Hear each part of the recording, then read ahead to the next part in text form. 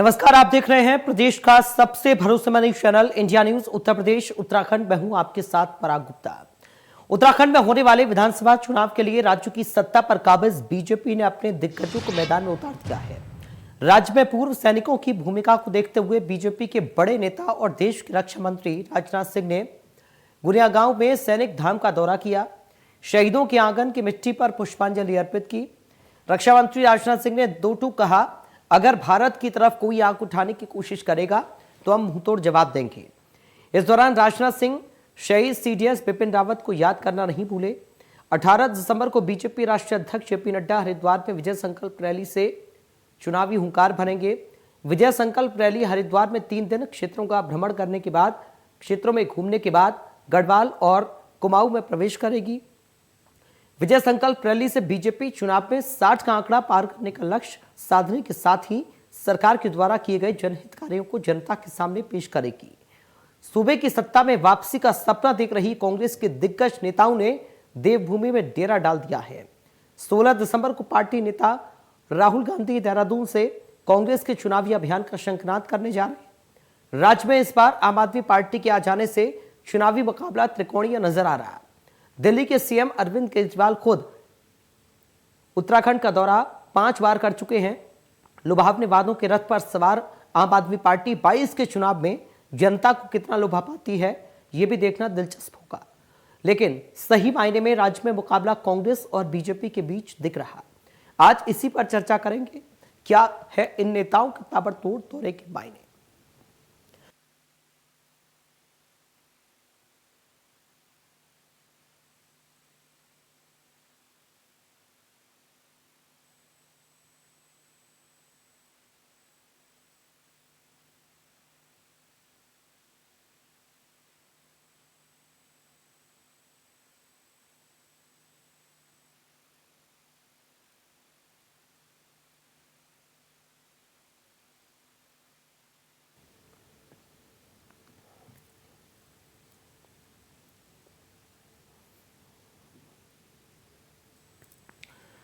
तो आपको बता दें, बीजेपी और कांग्रेस साथ ही आम आदमी पार्टी पूरी तैयारी जोर शोर से 22 के चुनाव के लिए कर रहे हैं।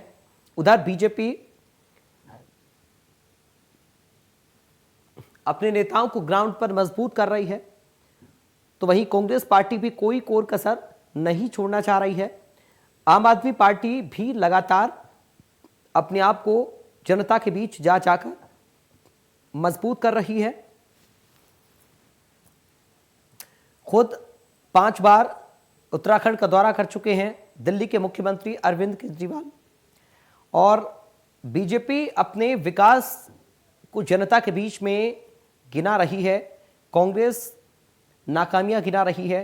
और आम आदमी पार्टी का ये कहना है कि इस बार प्रदेश में आम आदमी पार्टी की सरकार बनेगी, तब जाकर सही विकास पहाड़ का हो पाएगा।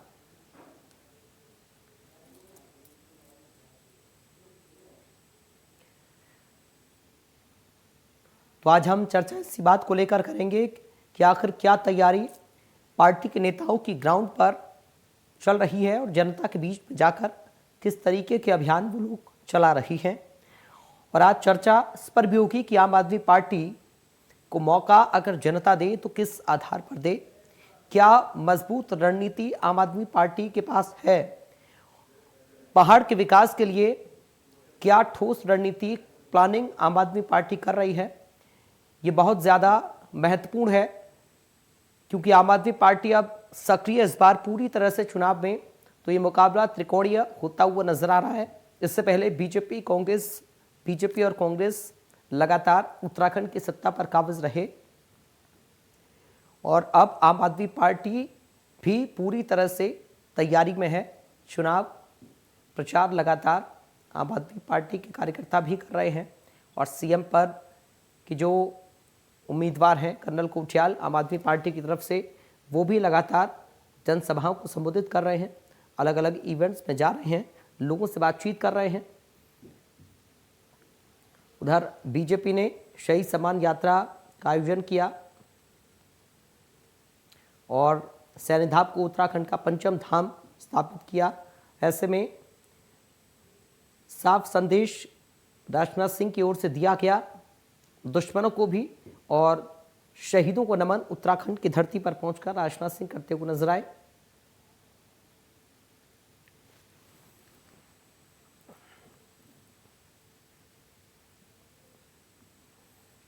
और साथ कुछ खास मेहमान जुड़ गए, सीधा आपका परिचय करा दूं। कांग्रेस पार्टी से प्रदेश प्रवक्ता है लखपत बुटोला। लखपत जी, आपका स्वागत है इंडिया न्यूज में।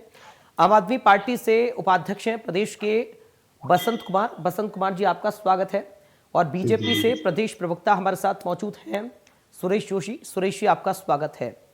सुरेश जी, सबसे पहले शुरुआत में आप ही के साथ कर रहा हूं चर्चा की। क्या कुछ तैयारी इस बार 60 पार का मूड है क्या? इस तरह के बयान आपके नेताओं के सामने आ रहे हैं।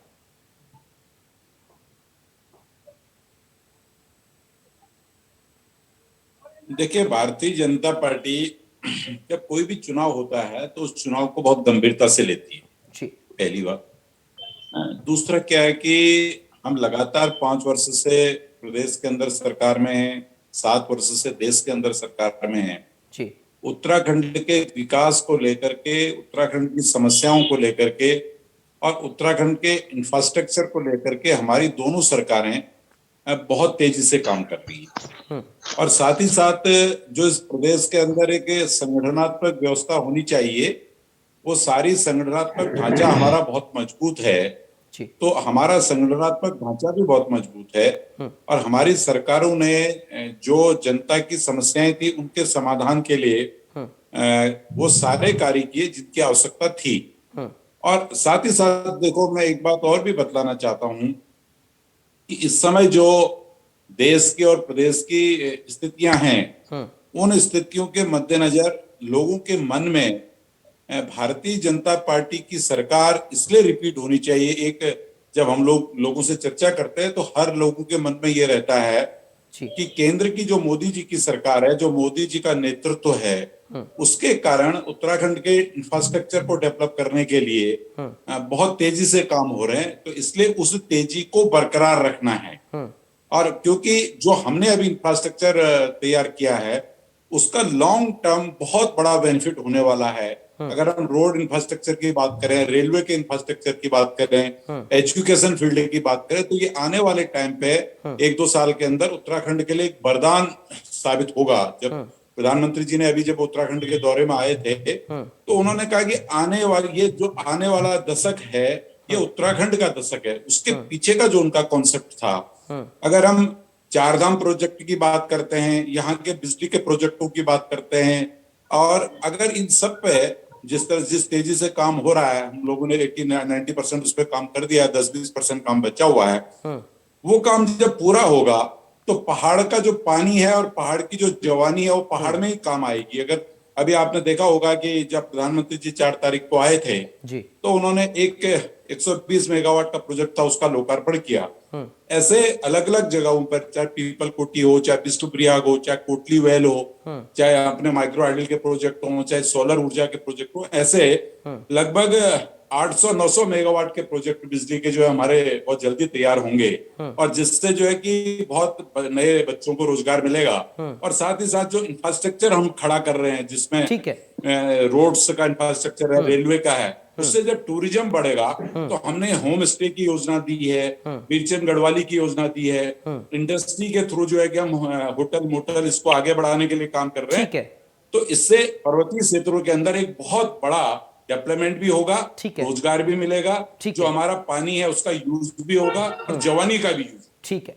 लखपत बुटोला जी, बीजेपी हमेशा से अपनी पीठ थपथपाती रही है कि हमारा संगठन मजबूत है और इसलिए हम सत्ता पर काबिज हो जाते हैं, उसके बाद विकास की गंगा बहाते हैं। आप लोगों के पास क्या प्लानिंग है इस बार? कहते हैं कि संगठन अगर आपका मजबूत नहीं है तो आप सत्ता तक नहीं पहुंच सकते, या फिर आपको काफी मुश्किल सत्ता पाने के लिए होती है। आप लोग संगठन को मजबूत करने के लिए क्या कुछ कर रहे हैं, और जो बीजेपी अपने विकास के कामों को गिनवा रही है उसका काउंटर आप लोगों के पास क्या है?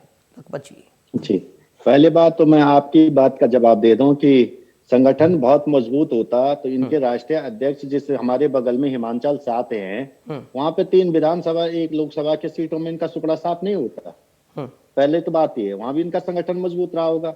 दूसरी बात, अब आप जोशी जी की बातों को मैं बहुत धैर्य से सुन रहा था। जोशी जी ने कहा उत्तराखंड में बहुत विकास हुआ, डबल इंजन की सरकार। मान्यवर, आपको मैं तिथि वाइज याद दिलाता हूँ। जब प्रधानमंत्री जी 2017 में उत्तराखंड में आए थे, उन्होंने कहा था कि आप डबल इंजन की सरकार दीजिए और पुरानी कटिंगे मेरे पास पड़ी है कि हम नंबर 1 राज्य बनाएंगे। लोगों को थोड़ी पता था आप भ्रष्टाचार में नंबर 1 राज्य बनाएंगे, इस प्रदेश में 72,000 करोड़ का कर्जा देकर नंबर 1 राज्य बनाएंगे, महंगाई में नंबर 1 राज्य बनाएंगे, बेरोजगारी में नंबर 1 राज्य बनाएंगे, खनन में नंबर 1 राज्य बनाएंगे। आपके विधायकों पे जिस तरह से बलात्कार के केस चल रहे हैं उस पे महिला सुरक्षा में नंबर 1 राज्य बने। इस देवभूमि की जो इन्होंने हालत की है, मैं इसके लिए प्रधानमंत्री जी को भी दोषी नहीं दे सकता, क्योंकि प्रधानमंत्री जी जिस तरह से बिहार में चले जाते, बिहार के अंदर कहते हैं कि 1,20,000 करोड़ का हम तुमको पैकेज देंगे, चुनाव खत्म होते 1 रुपए का पैकेज नहीं जाता।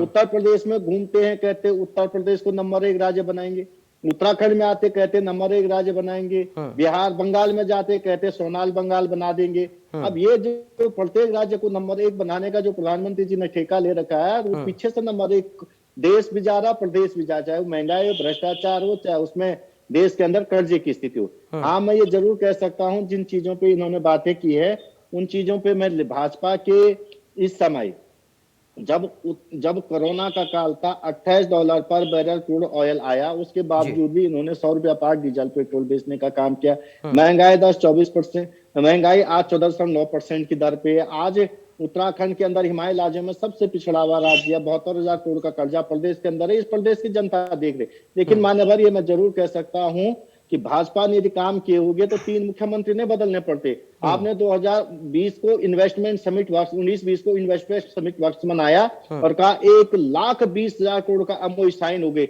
आप बता दीजिए जोशी जी, चैनल पे मैं आपसे कहना चाह रहा हूं, आप एक आदमी बता दीजिए इन्वेस्टमेंट समिट से एक का रोजगार मिला हो। उसके बहाने आपने देवभूमि की जमीनें खुर्द-बुर्द करके पहाड़ों को बेचने का काम कर दिया। आपसे पूछना चाह रहा मैं कि आपने 2018-19 को आपने रोजगार वर्ष मनाया, रोजगार वर्ष में 884 रोजगार मेलों का आपने सृजन किया। 884 मेलों के सृजन के बावजूद भी आप 600 लोगों को, सरकारी आंकड़े 632 लोगों को रोजगार देते हैं। विधानसभा के अंदर आप कहते हैं कि पिछले साल आपने कहा कि हमने 7,32,842 लोगों को रोजगार दे दिया। उसके अंदर आप कहते हैं कि 7,32,000 में से तो 7,02,000 लोगों को हमने केवल मनरेगा में रोजगार दे दिया। मेरे प्रधानमंत्री जी की थ्योरी में आप बीटेक, एमटेक और एमएससी बीएड करने के बाद पकोड़े तलना रोजगार है, गोबर से गैस बनाना रोजगार है, तो निश्चित उसको रोजगार दिया होगा। लेकिन स्वावलंबी बनाना, आज आप कहते स्टैंड अप स्टार्टअप के अंदर आप कहते हैं देश को स्टैंड अप स्टार्टअप की ओर ले जा रहे हैं और आप कहते हैं देश को हम आत्मनिर्भर बना रहे हैं। मान्यवर, इन्वेस्ट स्टार्टअप स्टैंड अप में 95 से और 96% तक पैसा चाइना की कंपनियों का लगा हुआ। ये बताएंगे किसका पैसा क्यों लगा हुआ। हाँ, ये जरूर कह सकता हूं कि जिनकी बात आपने की है कि एक तीसरी पार्टी विकल्प के रूप में आ रही है, तो विकल्प उत्तराखंड की जनता ने केडी को नहीं दिया, जो यहाँ के कला संस्कृति से लेकर यहाँ के लोगों के भावनाओं से जुड़ी हुई थी। वो जिस व्यक्ति पे आप भरोसा करने की बात कर रहे हैं वो हरियाणा के हिसार के रहने वाले हैं और 6 महीना हरियाणा में रहे और उन्होंने बहुत सारे वादे किए, लेकिन लोगों ने 0.06% वोट दिया। अब हरियाणा के व्यक्ति जहां वो पैदा हुए, जहां उनकी शिक्षा दीक्षा हुई हिसार में, वहां के लोगों ने उन पर भरोसा नहीं किया, तो उत्तराखंड का आदमी क्यों भरोसा करेगा? ठीक है, चलिए बसंत कुमार जी से अब जवाब ले लेते हैं। बहुत ज्यादा चैनलों पे त्रिकोणीय हो सकता है, जमीन में ये किसी प्रकार का जिनका एक वार्ड मेंबर नहीं हो उनसे बातें करना बहुत महत्वपूर्ण है। हाँ, मैं भाजपा से जरूर कह सकता हूँ कि 57 का मैंडेट उत्तराखंड की जनता ने दिया। प्रधानमंत्री जी को माफी मांगनी चाहिए थी उत्तराखंड। चलिए ठीक है सर, अगले राउंड में आ रहा हूँ, आपके पास में बहुत लंबा हो जाएगा सर कमेंट, प्लीज। देंगे, हम विकास करेंगे, लेकिन आपको 3 मुख्यमंत्री। ठीक है सर, लखपत जी आप अगले राउंड का वेट करिए सर। देश का अपमान किया लखपत जी प्लीज। बसंत कुमार जी, सुरेश जी थोड़ा इंतजार कर लीजिए। बसंत कुमार जी, क्या ठोस प्लानिंग आप लोगों के पास है? क्यों जनता आप पर भरोसा करे? क्या है आपके पास ऐसा जो कि आप उत्तराखंड को बेहतर बना देंगे, विकास की गंगा वहां पर बहा देंगे, जो बीजेपी और कांग्रेस नहीं कर पाए हैं? देखिए सर, ये जीवन का एक सार्वभौमिक सत्य है कि सही पर भरोसा करना ही पड़ेगा। सही पर ही भरोसा किया जाता है। और जो लोगों की क्रेडिबिलिटी इतनी ऊंची है, भारतीय जनता पार्टी और कांग्रेस ने अपनी विश्वसनीयता गिरा रखी है। आम आदमी पार्टी ने जो दिल्ली में करके दिखाया है वो उत्तराखंड में भी करके दिखाया। इस बात का भरोसा विश्वास उत्तराखंड की जनता को है, क्योंकि उत्तराखंड के बहुत सारे लोग, उत्तराखंड के प्रत्येक घर से लगभग एक आदमी दिल्ली में रहता है।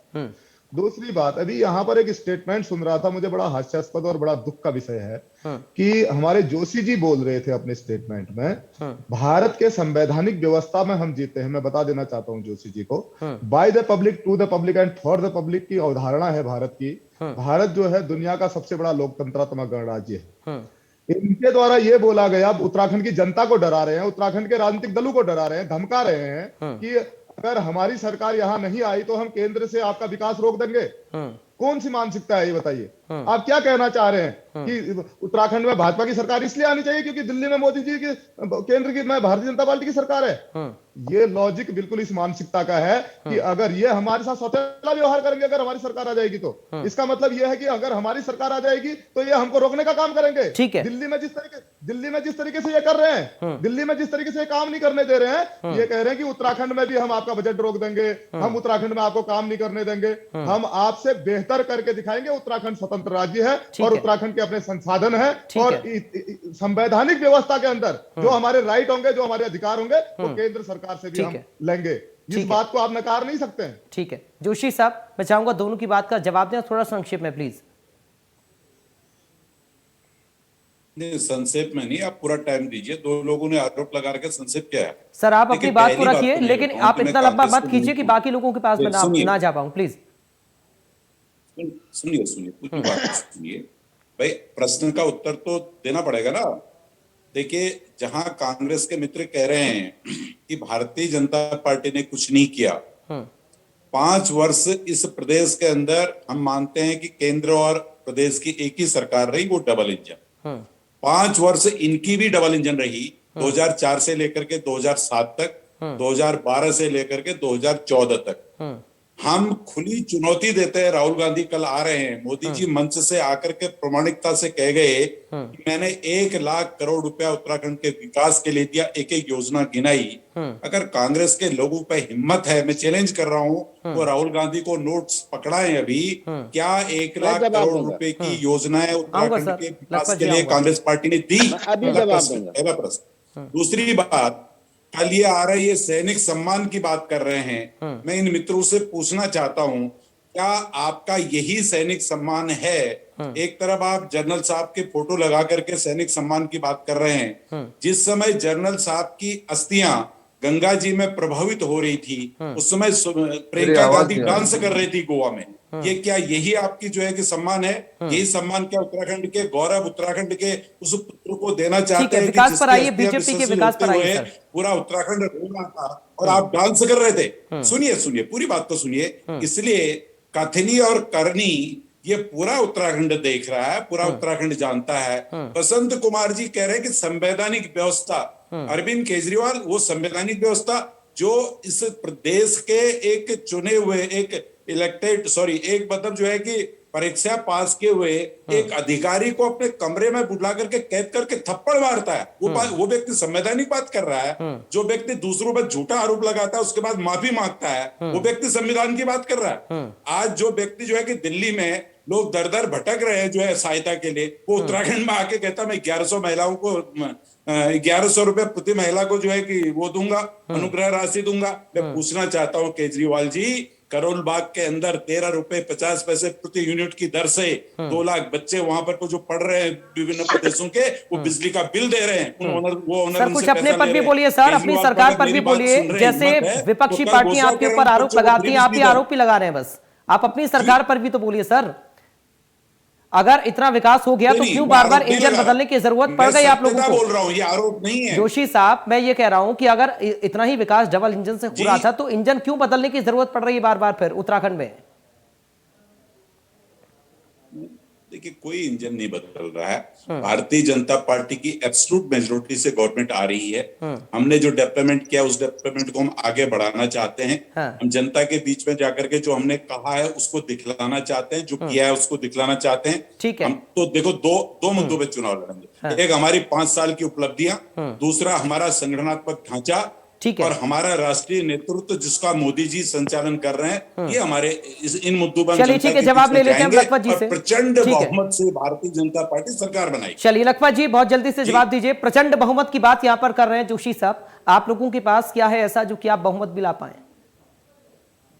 मैं पहले तो जोशी जी को कह सकता हूं कि जोशी जी आप राहुल गांधी जी से नहीं मुझसे सुन लीजिए क्या क्या केंद्र सरकार ने दिया है। हाँ।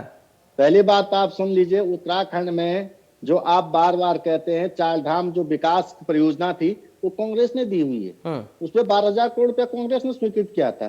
जो आज रेल परियोजना नहीं, मैं इस बात का जवाब दे दूं, आप बार-बार इस बात को जोशी साहब अब आप बीच में मत बोलिए सर, आपके बीच में कोई नहीं बोला तो आप प्लीज, जोशी साहब ये गलत है। सुरेश जी आपको बोलने दिया गया, पूरा आपको मौका दिया। जून 2014 जोशी से साहब, पहले कोई धनराशि मिली थी? जोशी साहब प्लीज, लखपत जी जल्दी से बात कंप्लीट करें अपनी। जी जी जी, मैं इनको बता कह रहा हूँ कि ठीक है, अब बात कंप्लीट करने दीजिए लखपत जी। हमें भी जोशी साहब आपने बोल दिया सर, समय खराब हो रहा है ऐसे। प्रोजेक्ट में कोई लखपत जी जवाब दीजिए। भाजपा वाले यदि तिलमलाई ने सवाल जवाब मुझसे सुन लीजिए। रेल परियोजना का उद्घाटन ए के एंटनी साहब ने अक्टूबर 2009 को किया था, नहीं किया था? ये गलत कह रहा हूं तो ये तिथि गलत कह रहा था, आप बता दीजिए मान्यवर। पैसा रिलीज कांग्रेस सरकार ने किया,